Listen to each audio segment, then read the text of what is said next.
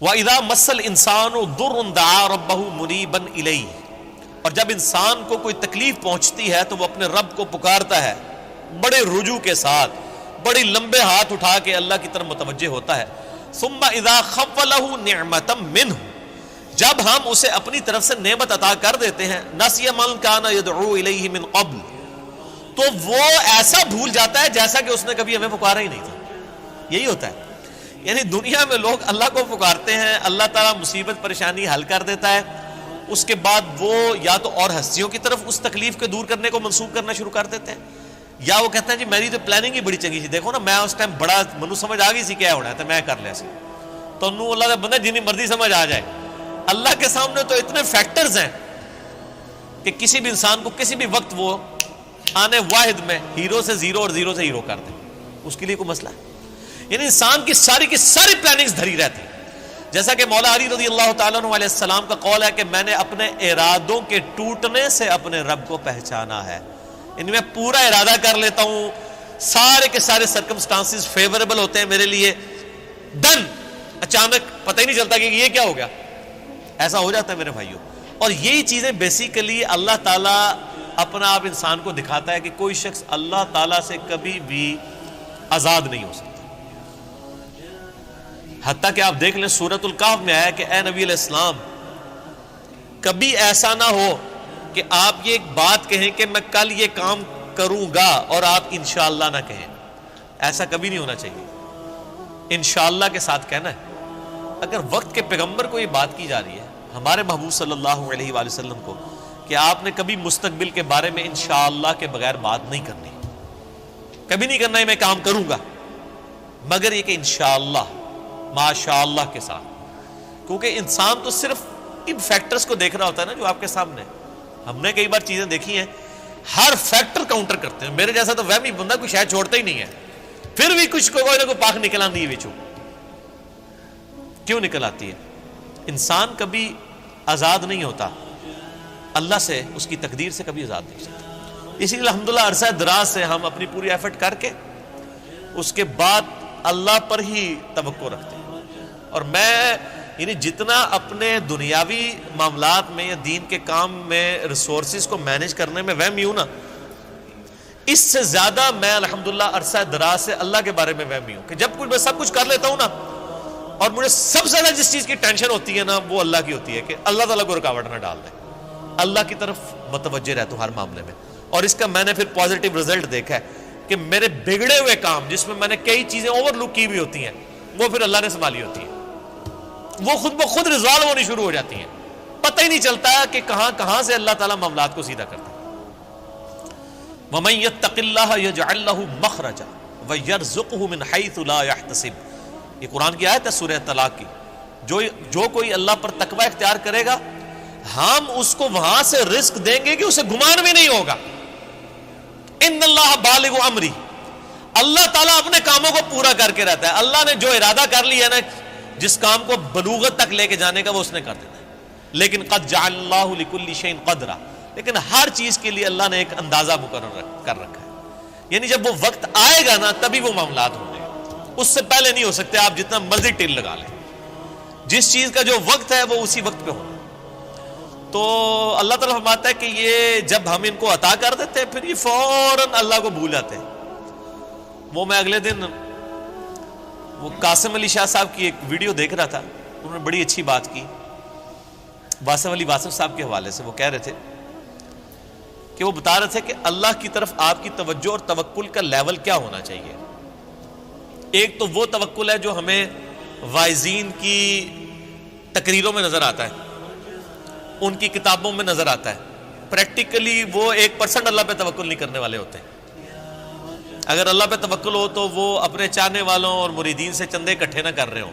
اور ایک ایک چیز کی ٹینشن کر رہے ہوں، تو وہ ایسے معاملات نہیں ہوتے۔ وہ میرے ایک دوست ہیں، یہ واقعہ آپ نے یاد رکھ رہے ہیں، میں دوبارہ آپ کو قاسم علی شاہ صاحب والا بعد میں سناتا ہوں، مجھے ایک اور واقعہ یاد ہے۔ میرے ایک دوست ہیں تو وہ کہتے ہیں کہ میرے ساتھ ایک پیر صاحب کے بیٹے جو ہے نا وہ کالج میں پڑھتے تھے،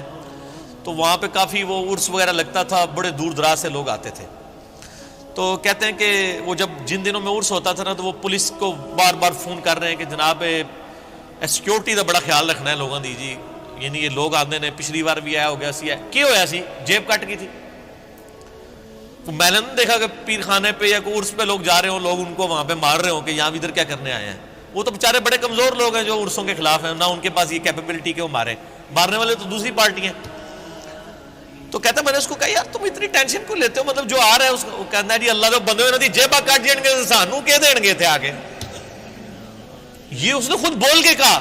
اس نے کہا ہمارے مریدین کی اگر جیبیں کٹ گئیں تو یہ ہمیں کیا دیں گے, تو ہمیں ان کی جیبوں کی زیادہ فکر ہوتی ہے. اور مریدین اس لیے سے جا رہے ہیں کہ پیر صاحب جو ہے نا وہی ہماری حفاظت کرنے والے ہیں, اور پیر صاحب آپ کی جیب کی حفاظت کے لیے خود پولیس کے محتاج ہیں. آپ اندازہ کر لیں. اور وہ قاسم علی شاہ صاحب کہنے لگے کہ وہ واصف علی واصف صاحب ایک مجلس میں فرما رہے تھے کہ اللہ کے بندوں میں اور دنیا داروں میں کیا فرق ہوتا ہے. وہ کہتے ہیں اللہ کے بندے جو ہوتے ہیں نا ان کو کوئی اگر پتھر بھی مار دیتا ہے نا آ کے, تو ان کو پتھر مارنے پر بھی غصہ نہیں آتا, وہ اوپر دیکھ کہتے ہیں یا اللہ خیر ہے, وہ غلطی ہوگی. کیوں, یہ حقیقت بات ہے کہ فاعل حقیقی اللہ ہے, یہ ذہن میں رکھیے گا. آپ کو جو مخلوق کی طرف سے تکلیف بھی پہنچتی ہے نا اس کا فاعل حقیقی بھی اللہ ہے, کیونکہ جو ہزاروں تکلیف کے درمیان ہرڈل بنا ہوا ہے اسی نے اجازت دی ہے نا کہ چلو ایک چونڈی انہوں وڈ لے جائے, کیونکہ ہزاروں تکلیفیں تو اس نے آلریڈی بلاک کی ہوئی ہیں, ہمیں تو پتہ ہی نہیں کہ کہاں کہاں سے. آپ نے اگر یہ چیز دیکھنی ہے تو آپ حیران ہوں گے کہ چھوٹے بچوں کا بڑا ہو جانا یہ معجزے سے کم نہیں ہے. بچے جس طرح اندھوں کی طرح بھاگتے ہیں, ایک کن پٹی پہ صرف ایک جو ہے کارنر لگنے کی مار ہے نا بچے کی ڈیتھ, بڑا بندہ مر جاتا ہے. کس طرح بستروں سے گرتے ہیں, جا کے کبھی کہیں گرتے ہیں, سیڑھیوں سے نیچے گر جاتے ہیں, کہیں جا کے لگتے ہیں, کبھی کچھ ٹوٹ جاتا ہے, کبھی ادھر آ کے بندہ کہتا ہے اوہ شکر ہے جی بس نیڑے ہی نیڑے بچا ہے, اللہ نے بنو اللہ نے بچایا ہوتا ہے, ہمیشہ ہی بچ جاتا ہے بندہ. کتنے بچوں کی آنکھیں نکل جاتی ہیں بچپن میں, ورنہ تو آدھے ادھر جو ہے وہ کاڑے بیٹھے ہوئے ہوں. یہ اللہ نے بڑے کیے ہوتے ہیں. یہ اللہ قرآن پاک میں آیات ہیں, اللہ فرماتا ہے کہ ہم نے فرشتے معمور کیے ہوئے انسانوں کی حفاظت کے اوپر. یہ ساری چیزیں اللہ لے کے چل رہا ہوتا ہے. لیکن اللہ فرماتا ہے جب ہم تکلیف دور کر دیتے ہیں پھر کہتے ہیں یہ تو کوئی کہہ دیتا ہے بزرگوں نے کیا ہے, کوئی کچھ کہہ دیتا ہے, کوئی کچھ کہہ دیتا ہے. وہ ایک مجھے لطیفہ یاد آ گیا, وہ ایک بندہ جو ہے وہ سمندری طوفان میں پھنس جاتا ہے, اور جب وہ ڈوبنے لگتا ہے تو کہتا ہے یا اللہ منو بچا لے, میں دیکھ دیا گا تیرے نا دی. ٹھیک ہے جی, تو وہ اللہ تعالیٰ بچا لیتا ہے. تو وہ پھر کنارے آ کے کہتا ہے جی وہ تو پھر ظاہر ہے اس نے مکر ہی جانا ہوتا ہے, جو اللہ تعالیٰ فرماتا ہے کہ جب ہم ان کی تکلیف دور کرتے ہیں پھر یہ بھول جاتے ہیں ہمیں. تو کنارے پہ پہنچ کے آتا ہے کیڑی دیکھ, کوئی دیکھ شیک نہیں ہو. تو وہ پھر ایک اور ہچکولا اس کو آتا ہے, تو پھر وہ سمندر میں کہتا ہے نہیں یا اللہ میں پوچھ رہا تھا مٹی کے لوڑی, ٹھیک ہے کیڑی دیکھ تم مراد ہے, مطلب نہیں یہ اللہ نے تو نہیں دھوکھا دیتا جا سکتا, دنیا ہی دھوکھا دیتا جا سکتا ہے کہ میٹھی دیکھ یا نمکین. تو یہ وہی چیز ہے, اللہ تعالیٰ فرماتا ہے کہ یہ جب ہم ان کی تکلیف دور کرتے ہیں تو اس طرح بھول جاتے ہیں کہ جیسا کہ ہمیں کبھی پکارا ہی نہیں تھا. وَجَعَلَ لِلَّهِ أَنْدَادًا, اور اللہ کے مقابلے پہ اور ہستیاں کھڑی کر دیتے ہیں کہ یہ انہوں نے کیا ہے. بچہ اللہ نے دیا ہوتا ہے, کہتے ہیں نہیں وہ ان کی وجہ سے ہوا ہے. لِيُضِلَّ عَنْ سَبِيلِهِ, تاکہ بہکا دیں اللہ کی راہ سے. حقیقت بات ہے کہ یہ شیطان انسان کے دل میں یہ وسوسہ ڈالتا ہے کہ یہ فلاں کی وجہ سے ہوا ہے. آپ ہندوؤں کے پاس چلے جائیں, وہ بھی یہی کلیم کرتے ہیں کہ جی ہم فلاں مندر میں گئے تھے تو ہمیں اولاد ہوگی, حالانکہ اللہ دے رہا ہوتا ہے.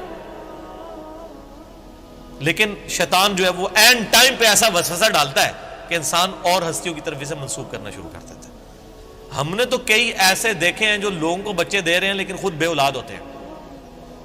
ان کو کہ آپ کیوں نہیں اولاد ہو رہی ہے. سورہ شورا کا آخری رکوع پڑھ لیں, اللہ فرماتا ہے اللہ جسے دیتا ہے بیٹے دیتا ہے, جسے چاہتا ہے بیٹیاں دیتا ہے, جسے چاہتا ہے دونوں دیتا ہے, اور جسے چاہتا ہے محروم رکھتا ہے.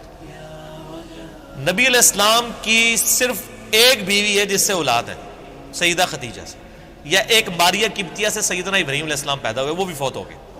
باقی آپ کی ساری بیویاں بے اولاد ہیں. کیا نبی کی بیویوں کی خواہش نہیں تھی کہ ان کی اولاد ہو؟ اللہ کی مرضی. سیدہ عائشہ محبوب ترین بیوی ہیں, جوانی کی عمر میں بیوہ ہوئی ہیں, کوئی اولاد نہیں ہے. اللہ ان کو ایک بچے ہی دے دیتا کہ حضور کے بعد انہوں نے 47 سال تک زندہ رہنا تھا, کہ چلو ان کی ایک دل جوئی کا معاملہ ہو جاتا کہ 18 سال کی عمر میں بیوہ ہو گئی ہیں. ایک بچہ ہوتا تو ان کی زندگی بھی اس کے سارے گزر جاتی. نہیں, یہ اللہ کے فیصلے ہیں. قل تمتع بکفرک قلیلا, اللہ کا اس پہ غضب دیکھیں. اللہ فرماتا ہے نبی ان سے فرمائیے کہ یہ جو تم کفر کر رہے ہو نا اور یہ جو لطف اٹھا رہے ہو ہماری نعمتوں سے کہ تمہیں ہم کوئی نعمت دیتے ہیں تو تم اور ہستیوں کی طرف منسوب کرتے ہو, اٹھا لو تھوڑی دیر کے لیے دنیا کی زندگی میں, انک من اصحاب النار, پھر تو تم مرنے کے بعد دوزخیوں میں ہی شامل ہوگا انسان. یہ سنگولر کے سیغے سے نا ایز اے ڈاکٹرین یہ لفظ استعمال ہو رہا ہے کہ تو اٹھا لے جو کچھ تو نے نفع اٹھانا ہے دنیا کی زندگی میں, تو منسوب کر لے مخلوق کی طرف, پھر تو نے مر کے نا ہمارے پاس جب آنا ہے تو آگ ہی تیرا مقدر ہوگی, دنیا میں تو نے جو کچھ کرنا تھا وہ کر لیا.